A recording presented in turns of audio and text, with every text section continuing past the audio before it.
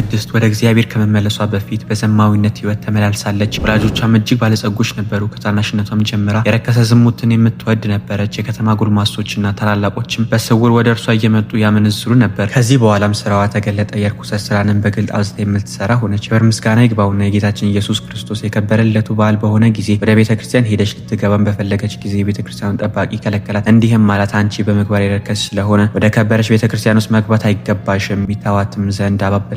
እርሱ ግን ከለከላት። በመካከላቸውም ታላቅ ጸብ ሆነ። ኤጲስቆጶስም ጩኸት ሰምቶ ተነስቶ ወደ ቤተክርስቲያኑ ደጃፍ ደረሰ። ማርታንም ባያት ጊዜ የእግዚአብሔር ቤቱ የከበረና የነጻ እንደሆነ አታውቂምን? አንቺስ የረከስሽ ስለሆንሽ ወደ እግዚአብሔር ቤቱ ትገቢ ዘንድ አይገባሽም አላት። በዚያን ጊዜ ያለቀሰች ንስሐ እገባለሁ እንጂ ወደዚህ ስራ እንግዲህ አልመለስም፣ ብትቀበለኝም እመነኩሳለሁ አለችው። ኤጲስቆጶስም ገንዘብሽንና ጥሪትሽን ሁሉ ወደዚህ አምጥተሽ በፊትሽ ካላቃጠልነው አላምንሽም አላት። ያን ጊዜም ሂዳ ጥሪቷንና ዋጋው ብዙ የሆነ ጌጧን አምጥታ በኤጲስቆጶሱ ፊት ጣለችው። እርሱም በፊቱ አቃጠለው። ከዚህም በኋላ የራሷን ጠጉር ተላጨች። ኤጲስቆጶሱ ማቅ አልብሶ ወደ ደናግል ገዳም ላካት። ከዚያም ታላቅ ተጋድሎን በፍጹም ልቧ ጀመረች። ነፍሷንም እንዲህ እያለች ትከስጻት ነበር። በጭቃና በድንጋይ ወደ ታነጹ ቤት መግባት ካልቻልሽ በብርሃን ወደ ተሰሩ ቤቶችማ ለመግባት እንዴት ትሆኛለሽ? ሁለተኛም በጸሎቷ አቤቱ ቤተክርስቲያንህን ከሚጠብቀው የደረሰብኝን ሀፍረት ልሸከመው ያልቻልኩ እኔን በቅዱሳን መላእክቶች ፊት አታሳፍረኝ አለች። ይህችም ቅድስት ሰይጣንን ድል እስካደረገችው ድረስ 25 ዓመት በትርምትና በተጋድሎ ኖረች። በዚህ ሁሉ ከገዳም ግቢ ወደ በር አልወጣችም። ከዚህም በኋላ በሰላም አረፈች። ለእግዚአብሔርም ምስጋና ይሁን። እኛንም በዚች ቅድስት ጸሎት ይማረን፣ በረከቷም ከኛ ጋር ይኑር ለዘላለሙ አሚን።